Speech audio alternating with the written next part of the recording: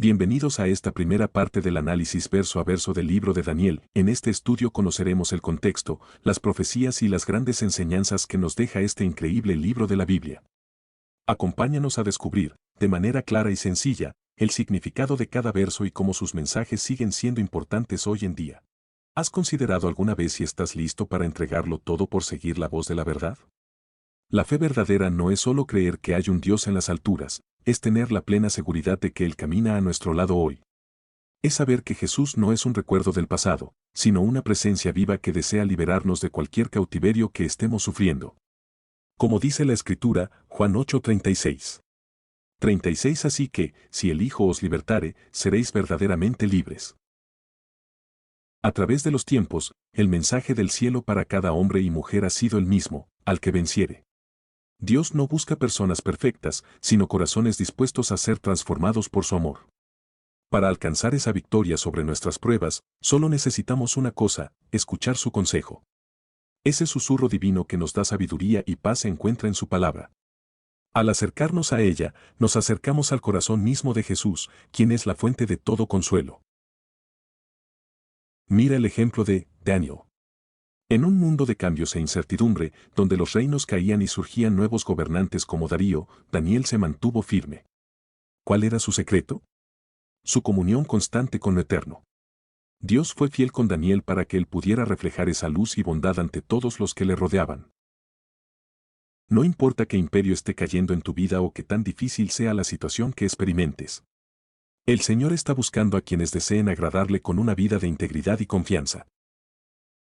Acércate a Él, no por obligación, sino por amor, busca su consejo, deja que su sabiduría guíe tus decisiones, sé un vencedor, permite que Jesús transforme tu historia en un testimonio de su poder. Recuerda las palabras del Maestro. Apocalipsis 3:20. 20 He aquí, yo estoy a la puerta y llamo: si alguno oye mi voz y abre la puerta, entraré a él, y cenaré con él, y él conmigo. Es el momento de abrir la puerta, dejarlo pasar y permitir que su presencia te convierta en alguien capaz de vencer cualquier tempestad para poder estar agradando a Dios y así poder ser salvos. 1. Pareció bien a Darío constituir sobre el reino 120 sátrapas, que gobernasen en todo el reino. Y sucedió que pareció bien delante del rey, y fue recto ante los ojos de Darío, establecer sobre el reino a 120 sátrapas, líderes, los cuales estuviesen en todo el reino. Al ver el rey la grandeza de su imperio, comprendió que su fuerza no bastaba para gobernar solo tan vasta tierra. Por eso, con sabiduría, decidió nombrar 120 gobernantes, número que recuerda la obra perfecta de Dios alrededor de las 12 tribus. Así, cada región tendría quien velara por ella, y el reino sería bendecido con orden y justicia. El rey reconoció su propia insuficiencia. Ningún hombre, por poderoso que fuera, podía llevar solo el peso de un pueblo tan grande. Y aquella decisión fue agradable delante del Señor, porque honraba el principio de que mejor es dos que uno cuando se gobierna con temor de Dios. Dos y sobre ellos 3 gobernadores, de los cuales Daniel era uno, a quienes estos sátrapas diesen cuenta, para que el rey no fuese perjudicado. Y el rey dispuso también poner sobre aquellos 120 gobernantes a 3 jefes principales, para que los vigilaran. Y uno de esos 3 era Daniel, el siervo del Dios Altísimo. Qué asombroso y grato es verlo alcanzar tal posición. Porque Daniel venía del gobierno anterior, pero no se aferraba a lo pasado, sino que vivía conforme al reino de los cielos, por eso no era de los viejos, sino de los nuevos. A estos 3 supervisores debían rendir cuentas los 120 oficiales, presentando informes de todo lo que hacían en sus provincias. Y esto se hacía con un solo fin: que ningún mal, ningún daño ni engaño llegara hasta el rey. Así que el monarca había establecido un orden sabio: 120 gobernantes abajo, 3 supervisores arriba, y todo funcionaba para proteger el reino del quebranto. Y Daniel estaba justo en el centro de ese propósito. ¿Cómo sabemos que era así? Pues mirad lo que aconteció después, que el rey halló en Daniel una fidelidad sin mancha, y lo honró por encima de todos los demás. 3. Pero Daniel mismo era superior a estos sátrapas y gobernadores, porque había en él un espíritu superior, y el rey pensó en ponerlo sobre todo el reino. Y sucedía que Daniel sobresalía entre todos los gobernadores y oficiales, y esto no era casualidad. En él habitaba un espíritu de excelencia. Fíjate bien, cada vez que se habla de Daniel, se menciona ese espíritu, el espíritu del Dios Santo en su vida. Él no dependía de su propia sabiduría ni de sus capacidades humanas, ni actuaba según sus propios planes. Era el Espíritu quien ordenaba su camino y dirigía todo lo que hacía. Por eso Daniel llegó a ser mayor que los demás, destacando por encima de todos. Y al ver esto, el rey pensaba ponerlo al frente de todo el reino. El rey Darío, siendo un hombre experimentado, razonaba así: Daniel es superior, su grandeza es evidente, y el éxito que tiene proviene de ese espíritu que habita en él. Por lo tanto, si quiero que mi reino permanezca seguro y sin daño, lo más sabio es confiarle a él todos los asuntos. Así, el favor que estaba sobre Daniel no venía de los hombres, sino de Dios, quien lo levantaba por causa de su espíritu en él. 4. Entonces los gobernadores y sátrapas buscaban ocasión para acusar a Daniel en lo relacionado al reino, mas no podían hallar ocasión alguna o falta, porque él era fiel, y ningún vicio ni falta fue hallado en él. Al oír esto, y comprendiendo lo que implicaba, los supervisores y oficiales comenzaron a buscar alguna ocasión contra Daniel. Procuraban hallar un motivo, un error en su manera de gobernar, algo que no estuviera conforme a su cargo, para así poder acusarlo delante del rey. Deseaban encontrar una falla en su administración, un descuido o alguna falta que le sirviera de base para levantar cargos en su contra. Pero no lograron hallar nada. No encontraron pretexto alguno, ni defecto, ni cosa digna de reproche. Pues Daniel era fiel en todo lo que hacía, y en él no se hallaba error ni falta alguna. Su vida y su servicio estaban en orden, y su integridad cerraba toda puerta a la acusación. Al considerar esto, se entiende mejor lo que declara el verso: la excelencia de Daniel no era solo visible en sus resultados, sino también en su carácter. No bastaba con que sobresaliera, su fidelidad sostenía su grandeza. Daniel no solo hacía bien las cosas, sino que las hacía con rectitud constante. Esto completa la idea de los versos anteriores: el espíritu de excelencia que había en él no solo lo elevaba, sino que también lo guardaba. Porque cuando Dios ordena la vida de un hombre, no solo lo prospera, sino que también lo afirma en integridad, de modo que aun sus enemigos, al examinarlo, no encuentran causa para acusarlo. 5. Entonces dijeron aquellos hombres: no hallaremos contra este Daniel ocasión alguna para acusarle, si no la hallamos contra él en relación con la ley de su Dios. Entonces aquellos hombres, y no olvides esta expresión, aquellos hombres, porque de ellos se levantarán los hechos que siguen, dijeron entre sí: no hallaremos contra Daniel motivo alguno de acusación, ni falta que señalar, a menos que sea en lo relacionado con la ley de su Dios. Y así, lo que no pudieron encontrar en su conducta, decidieron buscarlo en su fe. Al mirar esto a la luz del verso 4, se hace evidente que la vida de Daniel había sido examinada con cuidado y aún así permanecía sin mancha. Su fidelidad no era superficial ni momentánea, sino constante. Por eso, sus adversarios no pudieron levantar acusación basada en su trabajo o en su comportamiento. Su integridad cerraba toda puerta a la malicia. Esto muestra que una vida ordenada delante de Dios también resiste el escrutinio de los hombres. Ahora bien, el verso 5 completa la escena: al no encontrar falla en su carácter ni en su servicio, sus enemigos entendieron que el único camino para atacarlo era su devoción a Dios. Es decir, aquello que era su mayor fortaleza se convirtió en el punto al que dirigieron su ataque. Así se revela una verdad: cuando alguien camina en fidelidad, el mundo no puede derribarlo por su conducta, pero intentará oponerse a su relación con Dios. Sin embargo, lo que ellos pensaban usar para su caída, sería precisamente el medio por el cual Dios manifestaría su gloria. 6. Entonces estos gobernadores y sátrapas se juntaron delante del rey, y le dijeron así: Rey Darío, para siempre vive. Daniel vivía entregado totalmente a la adoración de Dios. Su vida estaba marcada por honrar al Señor, y todos sabían que si lo acusaban sería por su fe. Fue esa fidelidad la que lo llevó a ser escogido y exaltado por Dios. Su grandeza no estaba en sí mismo, sino en que adoraba a Dios con todo su corazón. Sabiendo todo esto que hicieron los otros gobernadores, aquellos que le tenían envidia por su buen trabajo y la relación cercana que tenía con el rey Darío. Entonces los supervisores y oficiales se apresuraron a presentarse delante del rey Darío y le dijeron: Oh rey, vive para siempre. Una frase que en apariencia suena noble, pero que en sus labios era pura hipocresía. No buscaban el bien del rey ni la estabilidad del reino, lo que perseguían era proteger sus propios intereses. No soportaban tener que rendir cuentas a Daniel, porque sus corazones estaban llenos de corrupción. No querían ser examinados ni corregidos, y por eso deseaban apartar a Daniel del camino. Así fue como todos los gobernadores, prefectos y consejeros se reunieron y presentaron un edicto ante el rey. Un mandato que no nacía de la justicia, sino de la envidia y la intriga. El texto nos muestra cómo estos gobernadores y sátrapas se juntaron de acuerdo para venir al rey. Aquí se revela la raíz del problema: la conspiración. No era un asunto aislado ni una simple diferencia de opinión, era un acuerdo colectivo para derribar al siervo de Dios. Este detalle conecta con los versos anteriores, donde se describe la fidelidad de Daniel en su servicio. Su integridad contrastaba con la corrupción de los demás, y esa diferencia despertó la oposición. El verso 6 nos enseña que cuando un hombre vive en obediencia y adoración, inevitablemente se levantará resistencia. Pero también nos recuerda que ninguna conspiración humana puede frustrar los planes de Dios. Verso 7. 7. Todos los gobernadores del reino, magistrados, sátrapas, príncipes y capitanes han acordado por consejo que promulgues un edicto real y lo confirmes, que cualquiera que en el espacio de 30 días demande petición de cualquier dios u hombre fuera de ti, oh rey, sea echado en el foso de los leones. Por eso, el decreto proclamaba, quien en los próximos 30 días eleve oración o ruego a cualquier dios o ser humano, salvo al rey, será arrojado al foso de los leones. ¿Acaso tiene lógica una ley así? Imaginad, toda súplica, por pequeña que sea, solo al rey y a nadie más. El verdadero fin de este edicto era claro. El rey había repartido su autoridad entre 120 príncipes y 3 guardianes principales, para que el reino marchara en orden. Él sabía sus límites. Pero los envidiosos le susurraron, que nadie busque consejo ni haga petición a otro que no seas tú, oh rey. ¿Era esto un consejo sabio? En absoluto. Entonces, ¿por qué el rey lo firmó? Por vanidad. Le halagaba ser el único centro, el supremo durante esos 30 días. Y sabed esto de la sabiduría hebrea, el número 30 evoca la sombra de la muerte. Ellos lo escogieron con astucia, tramando la ruina de Daniel.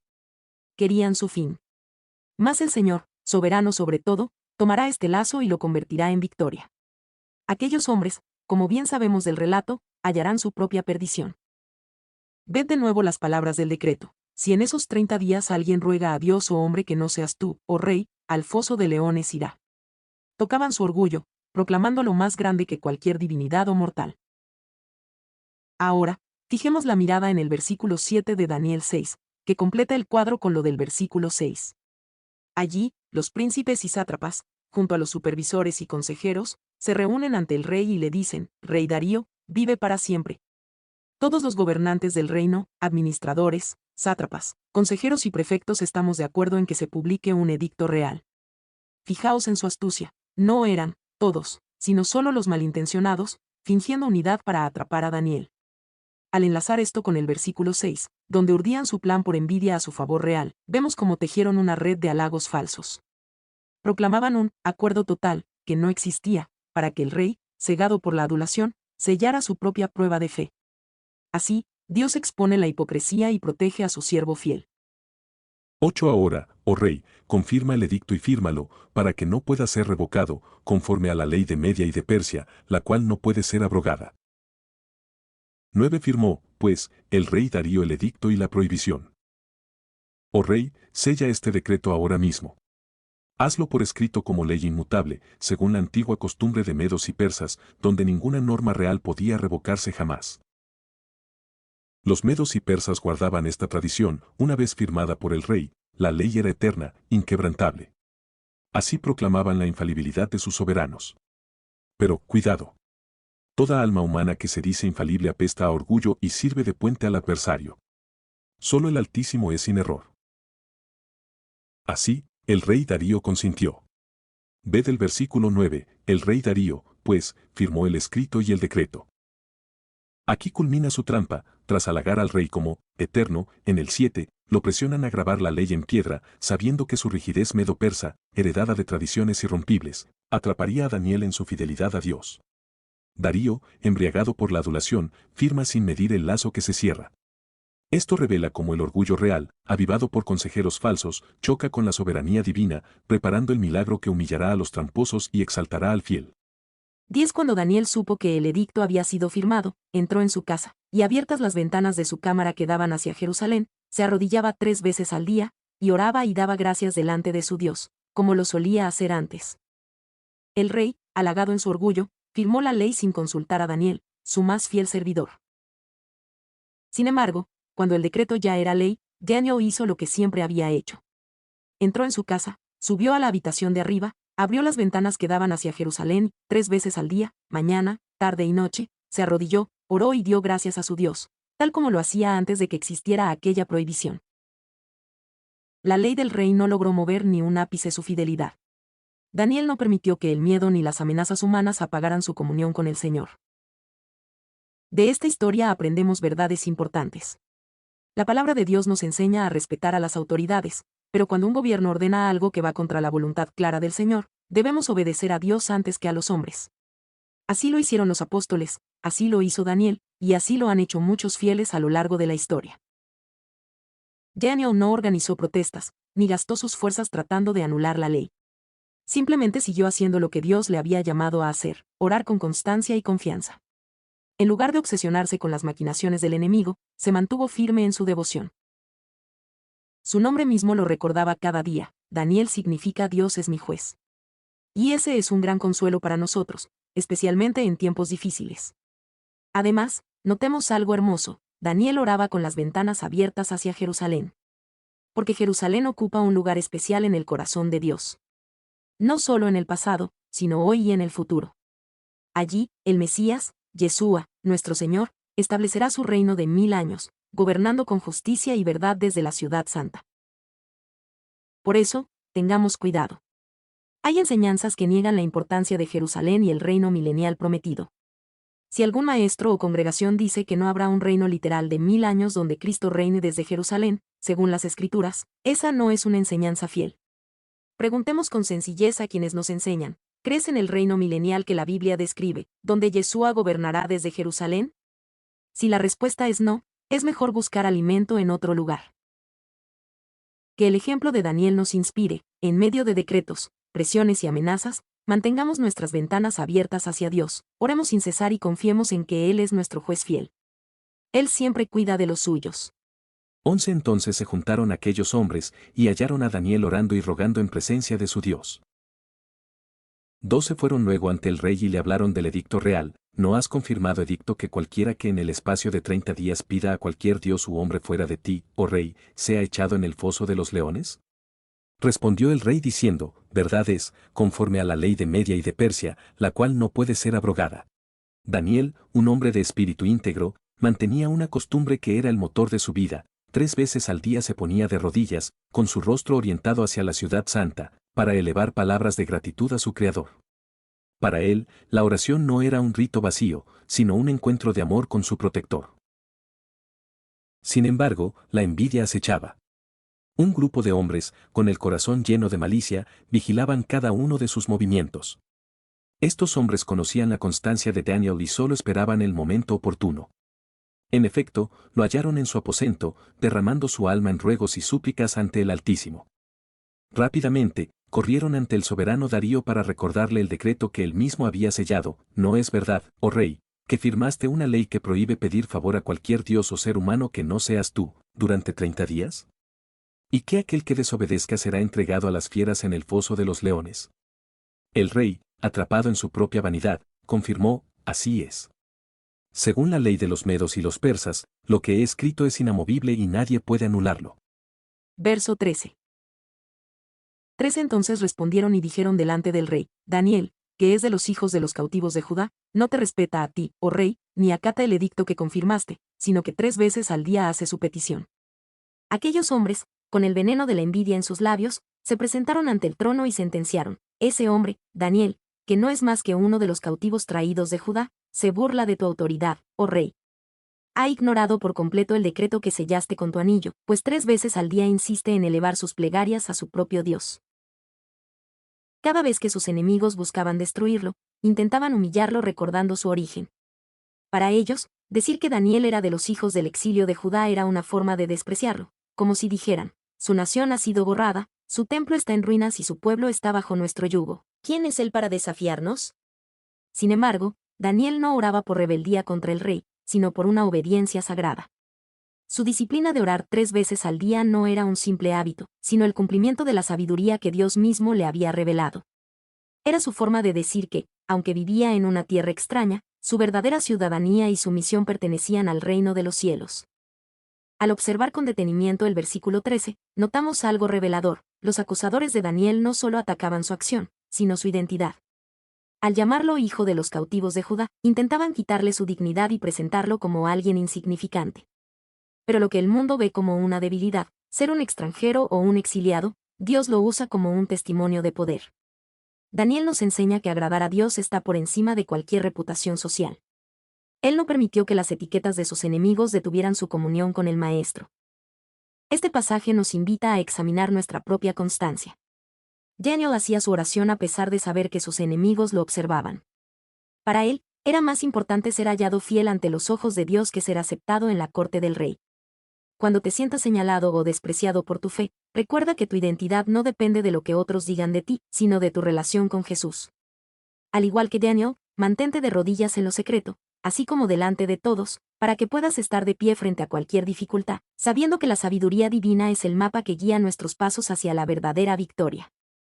14. Cuando el rey oyó el asunto, le pesó en gran manera, y resolvió librar a Daniel, y hasta la puesta del sol trabajó para librarle. Cuando el rey Darío supo lo que aquellos hombres habían hecho, que habían tramado una ley solo para atrapar a Daniel, se llenó de gran tristeza y enojo. Porque el rey conocía bien el corazón de Daniel, sabía que era un hombre de fe inquebrantable, que amaba a Dios sobre todas las cosas, y que para él era más importante obedecer al Altísimo que guardar su propia vida. También sabía que Daniel había sido una bendición para su reino. Entonces el rey comprendió la maldad de aquellos acusadores. Ellos habían inventado aquel decreto malvado, sabiendo que Daniel seguiría orando a su Dios, para así lanzarlo al foso de los leones. Y lo peor de todo era que la ley no podía cambiarse, según la costumbre de los medos y persas. Pero el rey no estaba enojado con Daniel, sino con aquellos que lo habían acusado. Y desde ese momento, Darío puso todo su corazón y toda su mente para librar a su siervo fiel. ¿Y qué hizo? Luchó todo el día, sin descanso, buscando alguna salida, alguna manera de rescatar a Daniel. Pero llegó la tarde, y el sol comenzó a ocultarse tras los montes. Y tal como dice la Escritura, entonces el rey, cuando oyó estas palabras, sintió gran pesar, y puso su mente en librar a Daniel, y hasta la puesta del sol trabajó para salvarlo. Aquí vemos algo hermoso y a la vez doloroso. El rey Darío, a pesar de todo su poder, de su ejército, de sus riquezas y de su autoridad sobre más de 100 provincias, se encuentra con una realidad tremenda: hay algo que ni un rey puede hacer. Por más que lo intente, la ley humana, una vez sellada, lo ata también a él. El rey usó todas sus fuerzas, todos sus recursos, todo el día, hasta que el sol se puso. Pero cuando el sol desapareció, también se fue su esperanza de salvar a Daniel con medios humanos. Y es allí donde ocurre un cambio profundo: el rey deja de confiar en sus propias fuerzas. Ya no puede hacer nada físicamente para rescatar a Daniel. El tiempo terrenal se ha acabado. Pero como veremos después, el rey aprende que hay un rescate que no viene de manos de hombres, sino del cielo. Porque cuando ya no hay salida humana, entonces Dios actúa. Y esto nos enseña que a veces Dios permite que lleguemos al final de nuestros recursos para mostrarnos que Él es el principio de todo.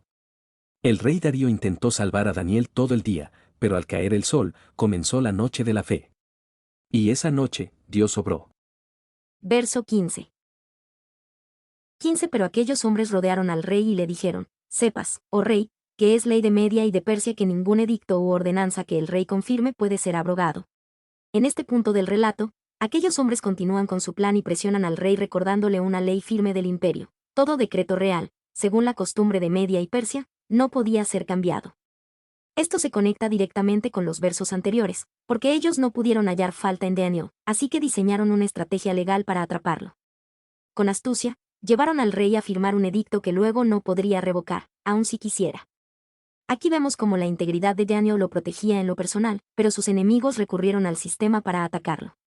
Este verso nos enseña que no todo lo legal es justo, y que a veces la presión y el orgullo pueden llevar a tomar decisiones sin considerar sus consecuencias, algo que los jóvenes deben entender: hay decisiones que, una vez tomadas, traen resultados difíciles de cambiar.